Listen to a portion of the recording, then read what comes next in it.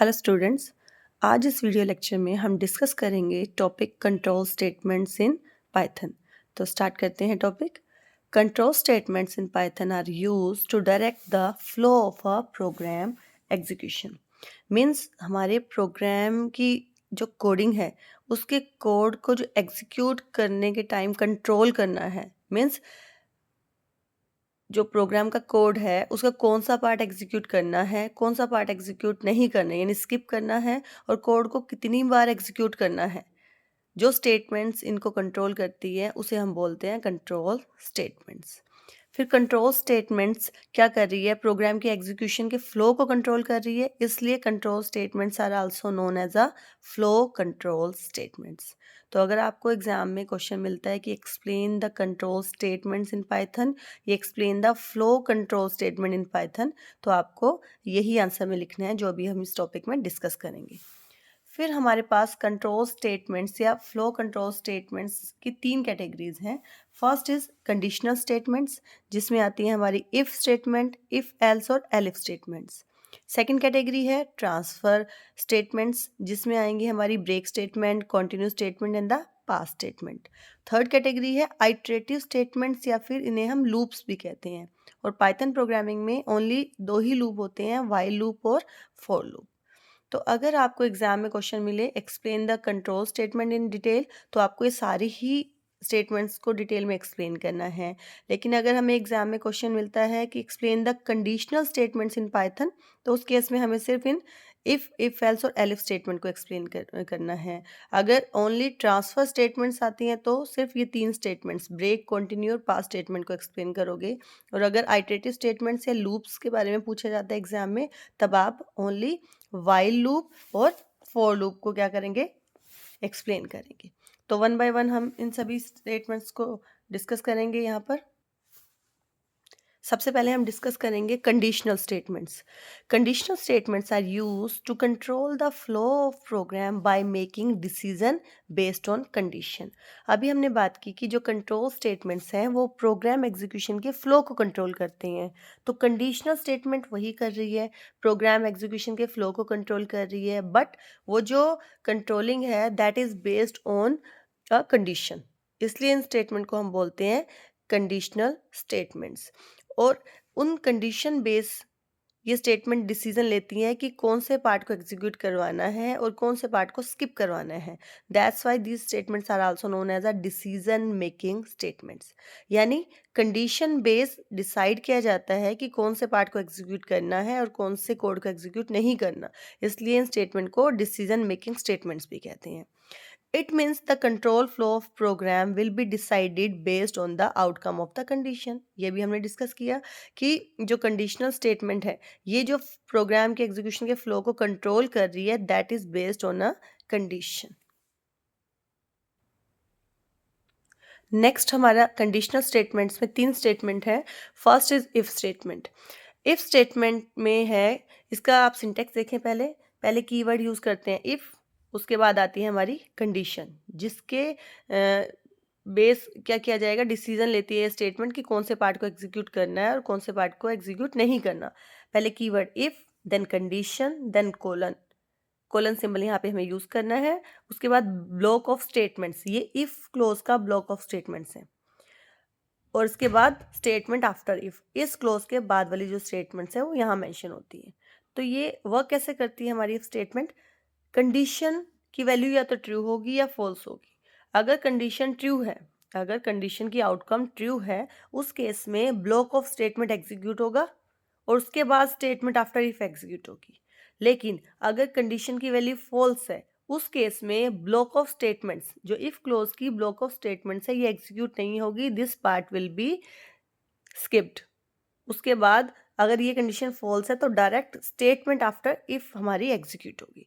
तो अभी हमने बात की थी कि जो ये कंडीशन, ये जो हमारी स्टेटमेंट्स हैं, ये प्रोग्राम के फ्लो को एग्जीक्यूट करती है, यानी कौन से पार्ट को एग्जीक्यूट करना है, कौन से पार्ट को एग्जीक्यूट नहीं करना। तो जो इफ स्टेटमेंट है उसका जो आउटकम है that depend upon this condition. तो इसका हम एक फ्लो चार्ट डिस्कस करते हैं। अभी हमने सिंटेक्स देखा इसका, अब इसका फ्लो चार्ट डिस्कस करेंगे। इसी सिंटेक्स को हमने फ्लो चार्ट में यहाँ पर एक्सप्लेन करना है। सबसे पहले हमारे पास थी कंडीशन। फ्लो चार्ट में कंडीशन के लिए हमें एक डायमंड शेप सिंबल लेना होता है, तो हमारे यहाँ डायमंड शेप सिंबल हमने लिया, इसमें हमने लिया कंडीशन। अभी हमने डिस्कस किया कंडीशन की वैल्यू ट्रू भी हो सकती है और फॉल्स भी हो सकती है। अगर कंडीशन की वैल्यू ट्रू है उस केस में ब्लॉक ऑफ स्टेटमेंट एग्जीक्यूट होगा और उसके बाद स्टेटमेंट आफ्टर इफ एग्जीक्यूट होगी। सेम हमने यहाँ पे शो किया है, कंडीशन के बाद अगर वैल्यू ट्रू है तो एग्जीक्यूट होगा ब्लॉक ऑफ स्टेटमेंट्स और उसके बाद एग्जीक्यूट होगी स्टेटमेंट आफ्टर इफ। लेकिन अगर कंडीशन की वैल्यू फॉल्स है उस केस में ये पार्ट स्किप होगा और डायरेक्ट एग्जीक्यूट हो जाएगी हमारी स्टेटमेंट आफ्टर इफ पार्ट। तो यही हमने यहाँ पे शो किया कि अगर कंडीशन की वैल्यू फॉल्स है उस केस में डायरेक्ट एरो हमने शो किया है, यहाँ पर कनेक्ट किया है स्टेटमेंट आफ्टर इफ, यानी अगर कंडीशन फॉल्स है उस केस में ये पार्ट हमारा स्किप हो जाएगा और डायरेक्टली कौन सा पार्ट एग्जीक्यूट होगा, स्टेटमेंट आफ्टर इफ पार्ट। ऐसे ही ये स्टेटमेंट्स क्या करती है, प्रोग्राम के एग्जीक्यूशन फ्लो को कंट्रोल करती है। अब हम डिस्कस करेंगे इसका एक example.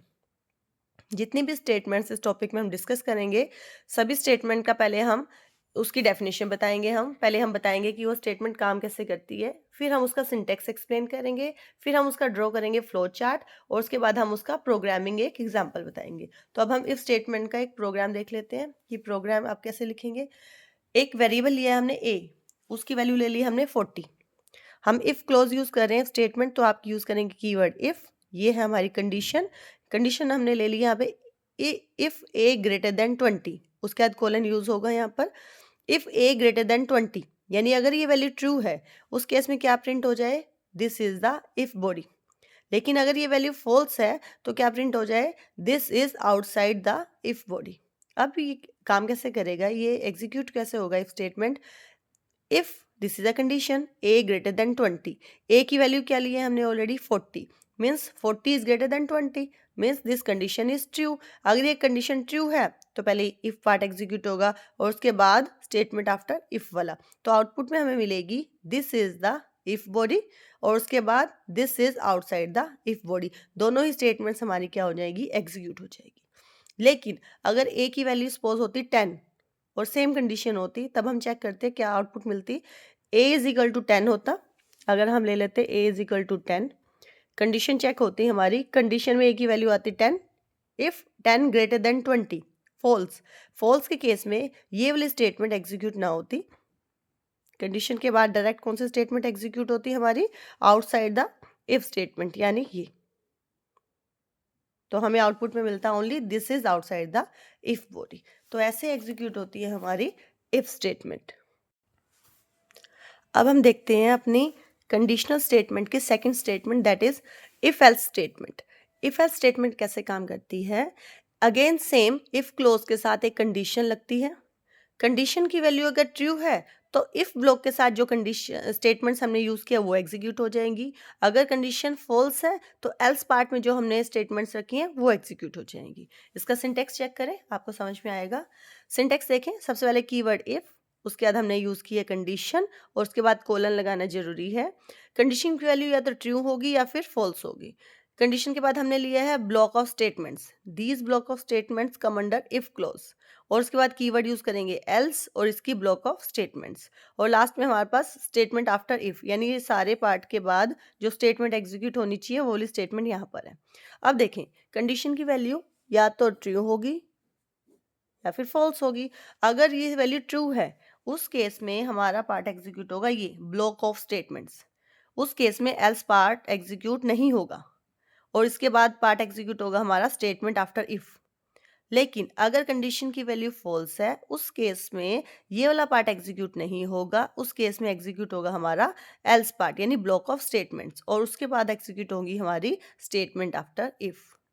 It means if else statement में एट ए टाइम एक ही पार्ट एग्जीक्यूट होगा, या तो इफ ब्लॉक वाली स्टेटमेंट्स या फिर एल्स ब्लॉक वाली स्टेटमेंट। वो डिपेंड करेगी हमारी कंडीशन की आउटकम पे। कंडीशन अगर ट्रू है तो इफ क्लोज वाली स्टेटमेंट्स, अगर कंडीशन फॉल्स है तो फिर हमारी एल्स ब्लॉक वाली स्टेटमेंट एग्जीक्यूट होगी, और स्टेटमेंट आफ्टर इफ दोनों ही केसेस में एग्जीक्यूट होगी। तो इसका फ्लो चार्ट चेक कर लेते हैं, आपको और क्लियर हो जाएगा। सबसे पहले कंडीशन चेक करेंगे। कंडीशन के लिए आपको बताया मैंने कि हम डायमंड शेप सिंबल यूज़ करते हैं। इसके अंदर कंडीशन की आउटकम या तो ट्रू होगी या फिर फॉल्स। यहाँ पे आप लिखेंगे अगर ट्रू है तो उस केस में body of if block execute होगा। अगर कंडीशन की वैल्यू फॉल्स है उस केस में body of else block execute होगा। और दोनों ही केस में चाहे ये पार्ट एग्जीक्यूट हो चाहे ये पार्ट एग्जीक्यूट हो, उन दोनों के बाद क्या एग्जीक्यूट होगा, स्टेटमेंट आफ्टर इफ ब्लॉक। ठीक है, तो ये इसका फ्लो चार्ट है जो हम सिंबल से ड्रॉ करके एक्सप्लेन करते हैं। उसके बाद है हमारे पास एग्जाम्पल, एक प्रोग्रामिंग का एग्जाम्पल आप लिखेंगे। तो हम यहाँ पे एक प्रोग्राम यूज़ कर रहे हैं, बना रहे हैं, कोडिंग दे रहे हैं, जिसमें हम चेक करेंगे कि program to check whether a number is even और ओड। तो इवन और ओड का प्रोग्राम हम यहाँ पे बना रहे हैं। सबसे पहले हमें नंबर को इनपुट करवाना है। पाइथन प्रोग्रामिंग में किसी भी नंबर को इनपुट करवाने के लिए हमारे पास एक फंक्शन होता है, दैट इज इनपुट फंक्शन। उसके लिए सिंटेक्स है, इनपुट फंक्शन के अंदर आप डबल कोट्स में जो भी वैल्यू देना चाहते हैं वो लिखेंगे। यहाँ पर हमने लिखा एंटर अ नंबर, और वो जो नंबर है वो हमारा इंटीजर टाइप का होना चाहिए, तो इसलिए हमने बाहर इसे यहाँ पर लिखा इंट, यानी जो नंबर हम इनपुट करवाना चाहते हैं वो इंटीजर टाइप का होना चाहिए। तो इसके लिए डाटा टाइप हमने लिया यहाँ पे INT int, bracket start. Input function हम यूज़ कर रहे हैं इसलिए लिखेंगे इनपुट कीवर्ड ब्रैकेट स्टार्ट। और जो भी हम यहाँ पे टेक्स्ट देना चाहते हैं ताकि यूज़र को जब इनपुट दे रहे हैं, प्रोग्राम को एग्जीक्यूट कर रहे हैं, उस टाइम में जो उसको टेक्स्ट अपीयर हो स्क्रीन पे वो है enter a number, double quote close. ये ब्रैकेट क्लोज करेंगे हम इनपुट फंक्शन की, और ये ब्रैकेट क्लोज करेंगे हम ये वाली ब्रैकेट जो हमने स्टार्ट की थी। अब यहाँ पर किसी भी नंबर को इवन है या ओड है चेक करने का सिंपल फॉर्मूला है, उस नंबर को 2 से डिवाइड कर लो, जो रिमाइंडर आएगा, this is a operator to find out the reminder. Number को 2 से डिवाइड करने के बाद जो रिमाइंडर आएगा, अगर that reminder is 0 it means that number is even, तो प्रिंट करवा दे नंबर इज इवन। एल्स अगर रिमाइंडर 0 नहीं है 2 से डिवाइड करने के बाद, तो प्रिंट हो जाए number is odd. Simple programming है। तो अब इसकी आउटपुट चेक करते हैं हम, इसकी आउटपुट क्या मिलेगी हमें। हम यहाँ पर जब प्रोग्राम को रन करेंगे तो हमें इनपुट देना है enter a number. Suppose we have taken number 10, हमने 10 वैल्यू इनपुट दे दी। 10 को 2 से डिवाइड किया जाएगा, 10 को 2 से डिवाइड किया जाएगा, 2 5 जा 10, रिमाइंडर मिला 0। Reminder is 0 it means output क्या मिलेगी हमें, नंबर इज इवन। तो हम इफ एल्स स्टेटमेंट की हेल्प से ये चेक कर रहे हैं कि whether a number is even और ऑड। तो ये है हमारी सेकंड हमारी conditional statement, that is if else statement. अब हम चेक कर लेते हैं हमारी third conditional statement, that is elif statement.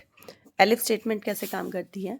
अभी तक हमने बात की है हमारी इफ स्टेटमेंट की और इफ एल्स स्टेटमेंट की, और दोनों ही स्टेटमेंट कंडीशन बेस्ड है। लेकिन अभी हमने देखा एग्जाम्पल में कि दोनों ही स्टेटमेंट्स में हम एक सिंगल स्टेटमेंट कंडीशन पे काम करते हैं। एक सिंगल कंडीशन होती है, वो ट्रू होगी तो क्या कौन सी स्टेटमेंट्स एग्जीक्यूट होगी, और फॉल्स होगी तो कौन सी स्टेटमेंट एग्जीक्यूट होगी, ऐसे अभी हमने डिस्कस किया है। लेकिन अगर किसी प्रोग्राम में हमारे पास मल्टीपल कंडीशंस हैं, एक से ज़्यादा कंडीशन है जिसके बेस पे डिसीजन लेती है हमारी कंडीशनल स्टेटमेंट्स, तो उस केस में हम स्टेटमेंट यूज़ करते हैं एलिफ स्टेटमेंट्स।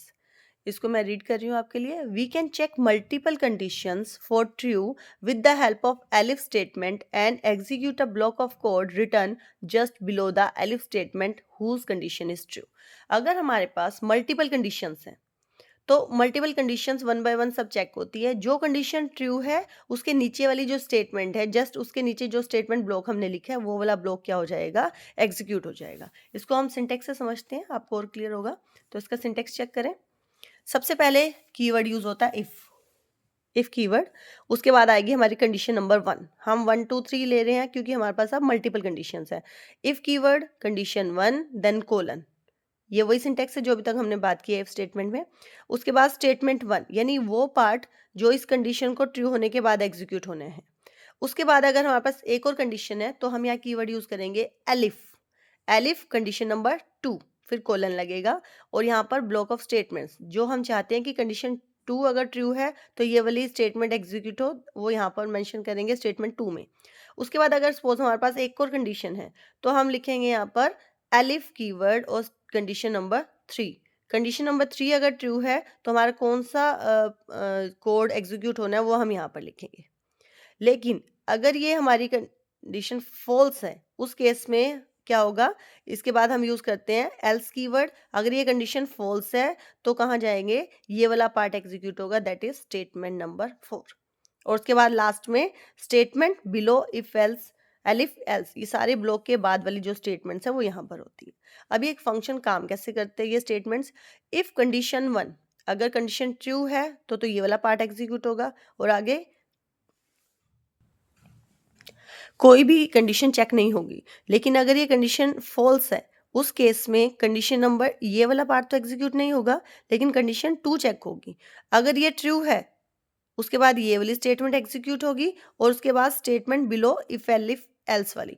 लेकिन अगर ये कंडीशन नंबर 2 भी हमारी फॉल्स है, उस केस में ये वाला पार्ट एग्जीक्यूट नहीं होगा, कंडीशन नंबर 3 चेक होगी। अगर कंडीशन नंबर 3 ट्रू है तो स्टेटमेंट 3 एग्जीक्यूट होगी, और उसके बाद स्टेटमेंट बिलो इफ एल्स वाला पार्ट एग्जीक्यूट होगा।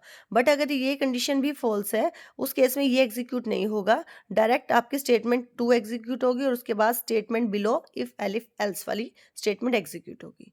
मीन्स स्टेटमेंट नंबर 1 2 3 4 में से एट ए टाइम एक ही स्टेटमेंट एग्जीक्यूट होगी, और स्टेटमेंट बिलो इफ एल्स वाली स्टेटमेंट हर बार एग्जीक्यूट होगी।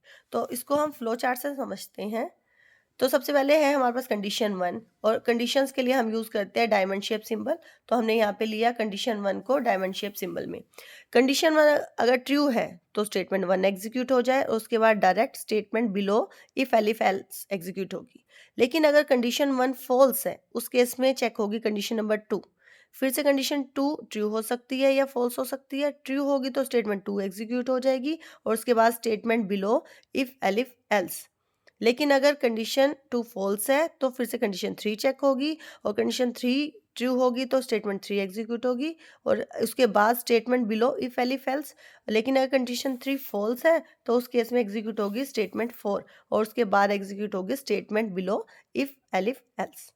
मीन्स ये वाली स्टेटमेंट इस ब्लॉक के बाद हमेशा एग्जीक्यूट होगी, लेकिन स्टेटमेंट 1 2 3 4 में से एट ए टाइम एक ही स्टेटमेंट हमारी एग्जीक्यूट होगी। तो ऐसे काम करती है हमारी एलिफ स्टेटमेंट। इसको हम समझते हैं एक पाइथन प्रोग्राम की हेल्प से। तो यहाँ पर हमारे पास एक प्रोग्राम है, program to check the largest number among the 3 numbers. 3 number given है, उसमें हमें चेक करना है कि कौन सा नंबर लार्जेस्ट है, सबसे बड़ा है, और with the help of Python programming हम ये चेक करेंगे। तो 3 नंबर हमने ले लिए 3 वेरिएबल में ए बी सी में हमने 3 वैल्यूज़ ले ली। इसका सिंपल रूल है, कैसे चेक कर सकते हैं हम तीनों में से कौन सा नंबर लार्जेस्ट है। पहले ए को बी से कंपेयर कर लेंगे, और ए को सी से कंपेयर कर लेंगे। If A greater than b and a greater than c, अगर ए बी से भी ग्रेटर है और ए सी से भी ग्रेटर है, it means greatest number is a. अगर ए बी से भी ग्रेटर है और ए सी से भी ग्रेटर है, इसका मतलब ए बी सी में से सबसे बड़ा नंबर कौन सा हुआ, ए। तो सिंपल हम प्रिंट कर देंगे ग्रेटेस्ट नंबर इज ए। लेकिन अगर ऐसा नहीं है, ये फॉल्स है, तो हम चेक करेंगे सेकंड कंडीशन, और उसके लिए हम यूज़ करेंगे एलिफ। एलिफ कीवर्ड यूज़ हमने किया। अब हम चेक करेंगे क्या बी ए से बड़ा है और क्या बी सी से बड़ा है। अगर बी ए से भी बड़ा है और बी सी से भी बड़ा है, इट मीन्स कौन सा नंबर बड़ा है हमारा, बी। तो प्रिंट हो जाएगा direct greatest number is B. अगर ये भी फॉल्स है तो उस केस में ना तो ए बड़ा है ना बी बड़ा है, इसका मतलब तीनों में से कौन सा नंबर बड़ा है, सी। तो डायरेक्ट एल्स पार्ट में एल्स कीवर्ड यूज करेंगे और प्रिंट करवा देंगे ग्रेटेस्ट नंबर इज सी। ठीक है, तो ये हमारी वैल्यूज हमने ली थी, ए में 10, बी में 15 और सी में 20। इसके अकॉर्डिंगली हमारी कौन सी स्टेटमेंट रन होगी, एल्स पार्ट रन होगा। क्यों, क्योंकि यहाँ पे चेक होगा if A greater than B, क्या 10 15 से ग्रेटर है, नो। जैसे ही ये नो हो गया तो एंड के बाद ये चेक नहीं होगी स्टेटमेंट, और इसके बाद सेकंड कंडीशन चेक होगी, that is elif condition. Elif condition में चेक होगा क्या बी ए से ग्रेटर है, क्या 15 20 से ग्रेटर है, नो। जब ये भी ग्रेटर नहीं है तो ये स्टेटमेंट हमारी सारी क्या होगी, फॉल्स होगी, तो ये पार्ट एग्जीक्यूट नहीं होगा। इसका मतलब कौन सा पार्ट एग्जीक्यूट होगा, हमारा एल्स पार्ट। और एल्स पार्ट में क्या है हमारे पास, greatest number is c. It means output हमें मिलेगी ग्रेटेस्ट नंबर इज सी। तो ऐसे हम यूज़ करते हैं हमारी एलिफ स्टेटमेंट्स को पाइथन प्रोग्राम में। तो इस वीडियो में हमने डिस्कस किया है conditional statements in Python. 3 conditional statements है, if statement, if else statement and the elif statements. तो बाकी की जो हमारी कंट्रोल स्टेटमेंट्स हैं, आइटरेटिव स्टेटमेंट्स यानी लूप्स, और जो ट्रांसफर स्टेटमेंट्स हैं, वो हम नेक्स्ट वीडियोज़ में डिस्कस करेंगे। I hope this topic is clear to you all. Thank you.